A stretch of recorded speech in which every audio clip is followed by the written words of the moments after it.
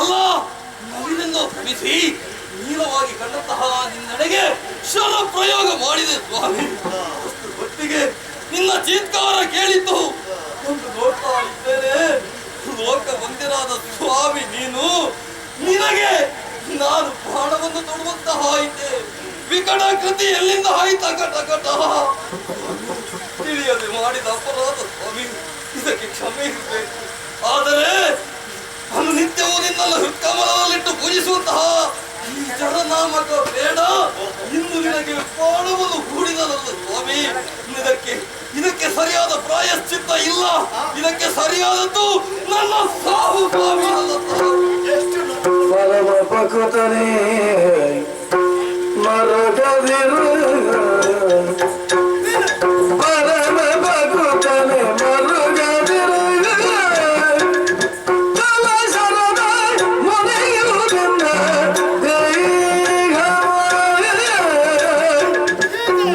ಕರಿಯಲಿಗನ ಮುನಿಯಾದೆ, ಕರಿಯಲಿಗ ಮುನಿಯಾದೆ ನೀನೆವ ಕುಲವಳಿಸಿದೆ. ಪರಮ ಭಕ್ತನೇ ಮರುಗದಿರು,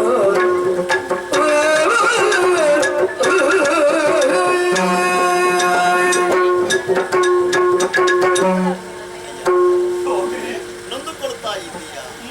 ಪಶ್ಚಾತ್ತಾಪದಿಂದ ನೀನು ಅಳುವುದಕ್ಕೆ ತೊಡಗ್ತಾ ಇದ್ದೀಯ. ನನ್ನಿಂದ ಈ ಕೃತಿ ಹಾಕಿ ಹೋಯ್ತಲ್ಲ ಸ್ವಾಮಿ. ನಿನ್ನಿಂದ ಅಪರಾಧವಾಗುವುದು.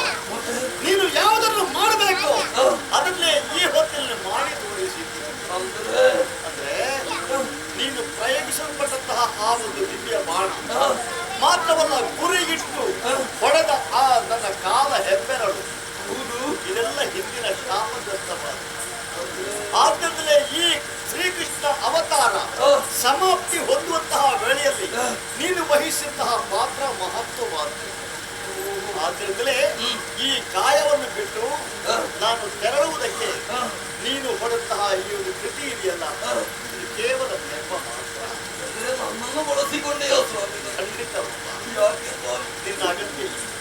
ಆದ್ರಿಂದ ಈ ಮೂಲಕವಾಗಿ ಇಲ್ಲಿ ಬಂದು ಸೇರಿಕೊಂಡಿದ್ದೇನೆ. ನಿನ್ನ ಶರ ಪ್ರಯೋಗಪಟ್ಟ ಕಾರಣ ಇನ್ನು ನನಗೆ ಕ್ಷಣ ಹೊತ್ತು ಇಲ್ಲಿ ಉಳಿದಿರಲು ಸಾಧ್ಯವೇ ಇಲ್ಲ. ನೀನು ನನ್ನ ಪರಮ ಭಕ್ತ ನೆನೆಸಿಕೊಂಡಿದ್ದೀವಿ. ನನ್ನನ್ನು ನೇಪಥ್ಯಕ್ಕೆ ಕಳುಹಿಸಿಕೊಡುವಲ್ಲಿ ನೀನು ಕಾರ್ಯವೆಸಗಿದ್ದು ಬಹಳ ಸಿದ್ಧವಾಗಿದೆ. ಇನ್ನು ದುಃಖ ಮಾಡುವಂತಹ ಅಗತ್ಯವೇ ಇಲ್ಲ. ನಿನ್ನ ಕಣ್ಣೆದುರು ನಾನು ಕಾಣಿಸಿಕೊಳ್ಳುವುದಕ್ಕೂ ಇಲ್ಲ. ನೀನು ನೋಡುತ್ತಾ ಇದ್ದ ಹಾಗೆ ಈ ಸ್ತರವನ್ನು ತ್ಯಜಿಸಿ ಇದೋ ಮುಂದುವರಿಯುತ್ತಾ ಇದ್ದೀನಿ. ಸ್ವಾಮಿ